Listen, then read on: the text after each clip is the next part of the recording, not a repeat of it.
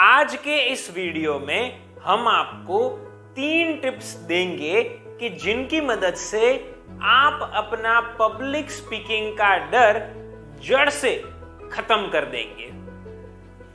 हमारी सबसे पहली टिप यह है कि आप स्लोली एंड ग्रेजुअली छोटे से बड़े लेवल पर प्रैक्टिस कीजिए।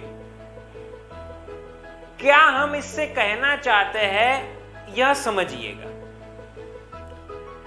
देखिए, नॉर्मली लोगों को पब्लिक स्पीकिंग करने का डर क्यों लगता है, मैं आपको बताता हूं। अब मान लीजिए कि आपको कहीं पर कहा जाता है कि आप कुछ हम सब लोगों के साथ स्पीच के माध्यम से शेयर कीजिए और आपको अनुभव हुआ कि आप उस वक्त बहुत ही डर गए थे, नर्वस हो गए थे, घबरा गए थे। अब ये हुआ क्यों? ये हुआ इसलिए क्योंकि हमें उस ऑडियंस के सामने सबसे पहले नहीं बोलना चाहिए, हमें पहले बेसिक लेवल की ऑडियंस के सामने बोलना चाहिए। अब इसे भी समझिएगा कि हम आपको क्या कहना चाहते हैं। मान लीजिए कि कोई एक व्यक्ति है कि जो अभी कार ड्राइविंग स्कूल में जा रहे हैं और कार ड्राइविंग सीख रहे हैं। उनको सिर्फ 7 दिन हुए हैं कार ड्राइविंग सीखना शुरू किए। अब उनको 7 दिनों के बाद कहा जाता है कि आपको एक एसयूवी चलानी है और आपके साथ उस वक्त कोई नहीं होगा, आपको अकेले चलानी है। तो क्या वह व्यक्ति एसयूवी चला पाएंगे? एसयूवी मतलब कि थोड़ी बड़ी गाड़ी, ठीक है। तो यहां पर वो व्यक्ति उस गाड़ी को नहीं चला पाएंगे क्योंकि अभी वो उस लेवल तक पहुंचे ही नहीं हैं। उन्हें पहले थोड़े दिनों के लिए ड्राइविंग स्कूल में मशीन में गाड़ी चलानी पड़ेगी, उसके बाद वे एक्चुअली गाड़ी को चलाएंगे। उनके साथ कोई उनके ट्रेनर होंगे कि जिनके पास भी कंट्रोल होंगे और ये व्यक्ति गाड़ी को चलाना सीख रहे होंगे। फिर उसके बाद धीरे धीरे उन्हें इंडिपेंडेंटली गाड़ी चलाने के लिए कहा जाएगा। फिर वो थोड़े दिन प्रैक्टिस करेंगे और गाड़ी चलाने में बेहतर बन पाएंगे और फिर वो एसयूवी को चला सकते हैं। तो यहां पर हमें करना क्या पड़ा? हमें कुछ स्टेप्स को पहले क्रॉस करने पड़े, उसके बाद हम एसयूवी को चला पाएंगे। पब्लिक स्पीकिंग में भी ऐसा ही कुछ होता है। पब्लिक स्पीकिंग हमें अचानक ऐसी ऑडियंस के सामने करने के लिए कहा जाए कि जिस ऑडियंस के सामने बोलना कैसे चाहिए वो हमें पता ही नहीं है, तो हम कैसे उनके सामने कॉन्फिडेंस से बोल पाएंगे? हमें छोटे लेवल से शुरुआत करनी पड़ेगी। तो पहले तो ये जान लीजिए कि पब्लिक स्पीकिंग में डर के पीछे का ये एक कारण होता है। तो अब हमें क्या करना चाहिए ये जानते हैं। अगर आप पब्लिक स्पीकिंग को घबराहट के बिना करना चाहते हैं तो आप पहले अपनी वीडियोस को लीजिए और वीडियोस के द्वारा प्रैक्टिस कीजिए। आप अकेले होंगे, आपके आसपास सामने कोई होगा नहीं, तो इसलिए आप उसे कंफर्टेबली रिकॉर्ड कर पाएंगे, वो भी धीरे धीरे। आपने मान लीजिए कि 1 हफ्ते तक वीडियो रिकॉर्डिंग की, तो 1 हफ्ते के बाद फिर आप अपने फैमिली मेंबर्स के सामने बोलिए। उनके सामने हर रोज अलग अलग विषय के ऊपर बोलिए। जैसे आपने अलग अलग विषय के ऊपर 7 दिन तक वीडियो रिकॉर्ड की थी, वैसे तो ये आपको फैमिली मेंबर के सामने भी करना है। 7 दिन के लिए उनके सामने बोलिए। उसके बाद आप यहाँ पर कुछ ऐसा कर सकते हैं कि अगर आप बिजनेस कर रहे हैं तो आपके स्टाफ मेंबर्स है, तो उनके सामने हर कुछ दिनों के बाद बिजनेस से संबंधित किसी विषय के ऊपर उन्हें गाइडेंस प्रोवाइड कर सकते हैं। आप खड़े होकर बोलिए, उन्हें बैठने के लिए हो सके तो कहिए, वरना खड़े रहने के लिए कहिए और पब्लिक स्पीकिंग कीजिए। ऐसा मल्टीपल टाइम्स कीजिए। अप्रोक्सीमेटली इस चीज को आप 3 बार कीजिए और उसके बाद और आगे बढ़िए।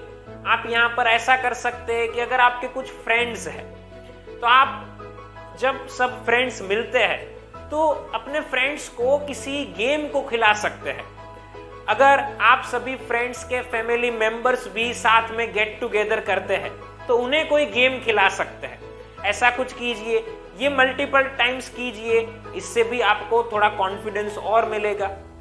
फिर बाद में यहाँ आप कुछ ऐसा कर सकते हैं कि अगर आप कोई सोशल वर्क कर रहे हैं, मान लीजिए किसी स्कूल में आप कुछ डिस्ट्रीब्यूट कर रहे हैं स्वीट्स को या फिर स्टेशनरी को, तो वहां पर जाइए। वहां पर डिस्ट्रीब्यूशन के बाद उस संस्था के हेड को कहिए कि मैं बच्चों को कोई मैसेज देना चाहता हूं, और बच्चों को कोई मैसेज दीजिए, उन्हें बिठाइए, आप खड़े होकर बोलिए, इससे भी आपकी प्रैक्टिस होगी।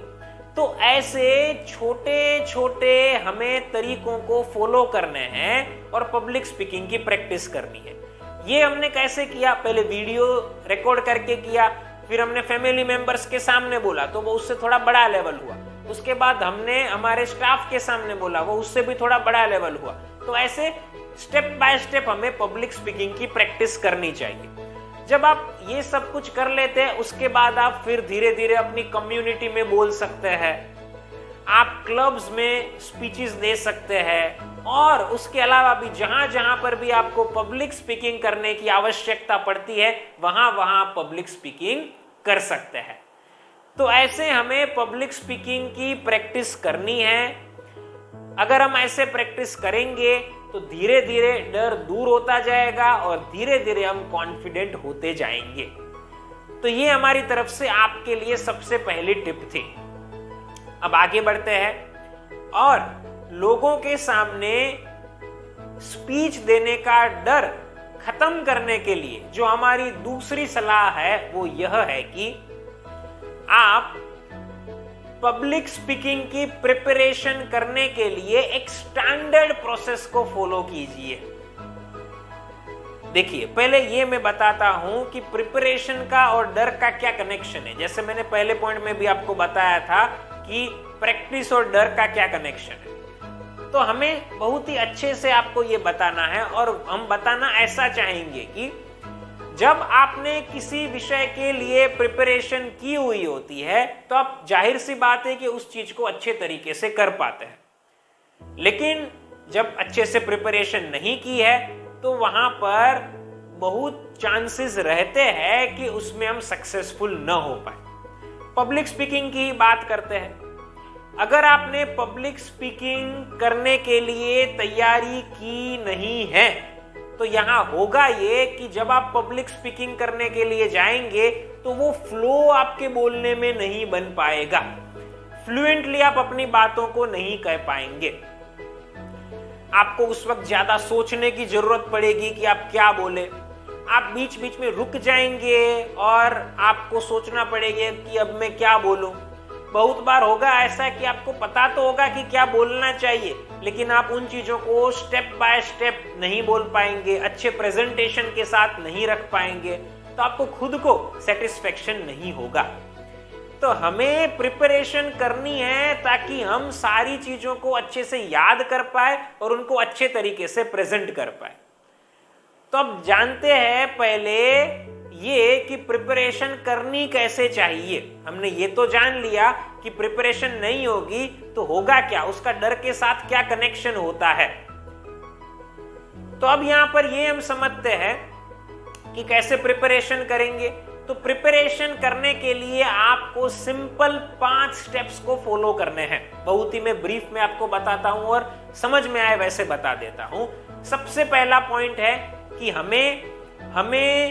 हमें जिस विषय के ऊपर बोलना है उस विषय की स्क्रिप्ट को हम अच्छे से तैयार करेंगे। मतलब कि वर्ड बाय वर्ड उस चीज को लिख लेंगे कि हम क्या बोलना चाहते हैं, कि जिसके कारण हमें पता चल जाएगा कि हमें इतना बोलना था और अब हम इतना बोलेंगे। दूसरी चीज यहां पर है कि वर्ड बाय वर्ड सब कुछ लिख लेने के बाद वो पूरी स्क्रिप्ट को 3 बार पढ़ना चाहिए। 3 बार पढ़ना इसलिए चाहिए कि अगर कोई गलती हो तो हम उसको रेक्टिफाई कर सके, और अगर हमें कुछ उसमें और अपडेट करना हो, ऐड करना हो, लेस करना हो, चेंज करना हो तो उसको हम कर सके। तीसरा यहां पर स्टेप ये रहेगा कि हमें हमारी स्क्रिप्ट के ऊपर से नोट्स तैयार कर लेनी है। नोट्स मतलब कि कुछ बुलेट पॉइंट्स।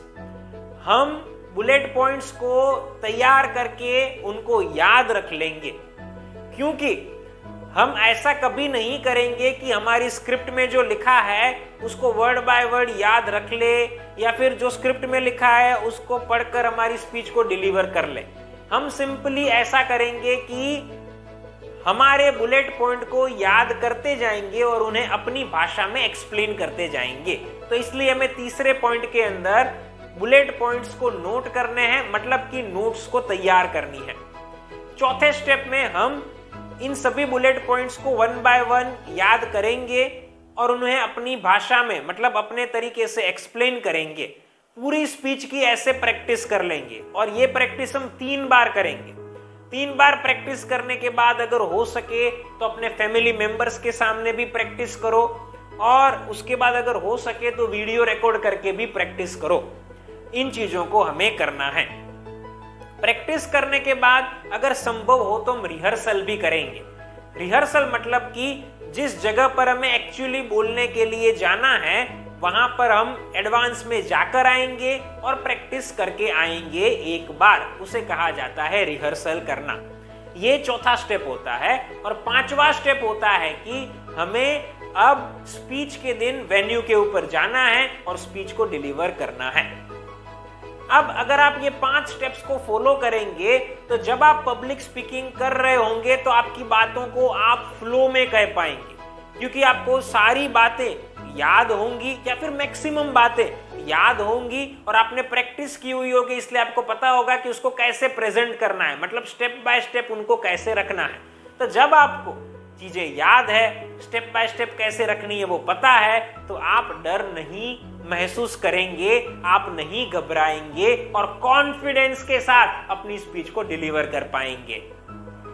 तो इस मुद्दे के अंदर हमने आपको ये बताया कि हमें प्रिपरेशन स्टैंडर्ड प्रोसेस को फॉलो करके करनी चाहिए।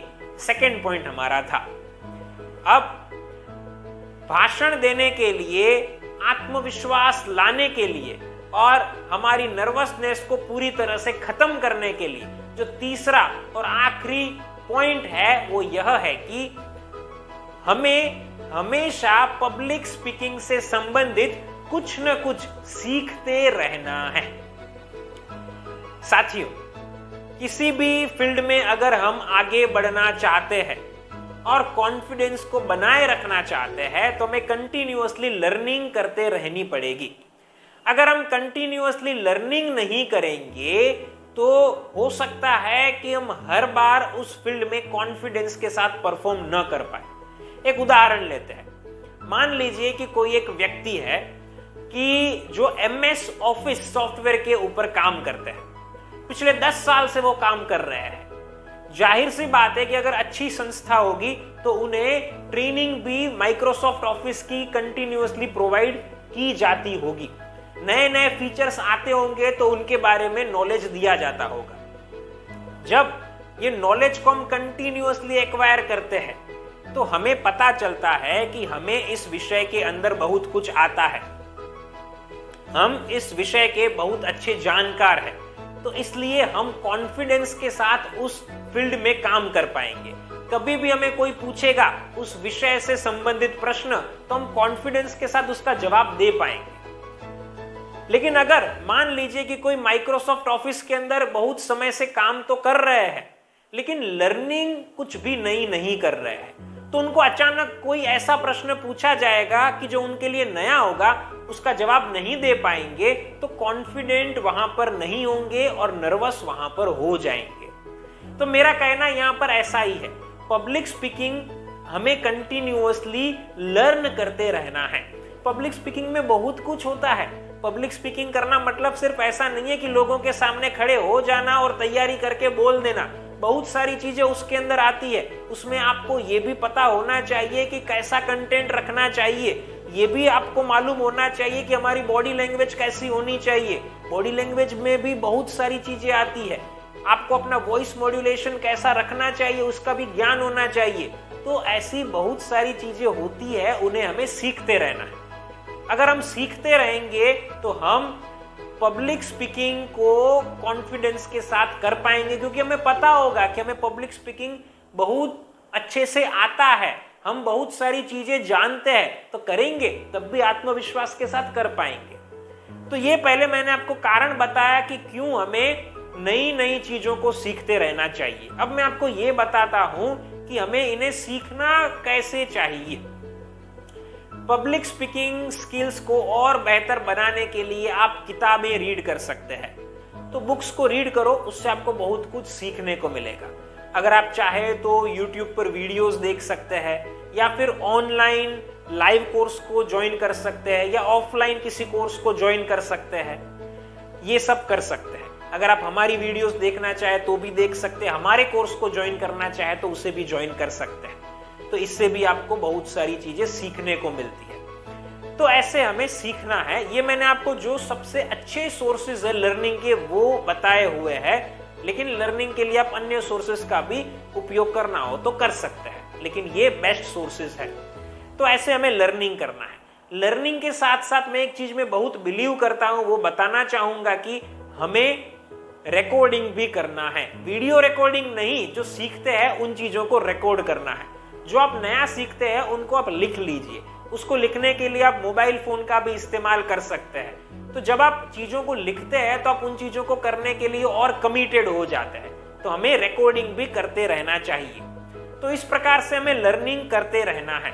अब हम लर्निंग ज्यादा करेंगे तो कॉन्फिडेंस भी ज्यादा बढ़ेगा, जैसे मैंने आपको पहले कहा वैसे।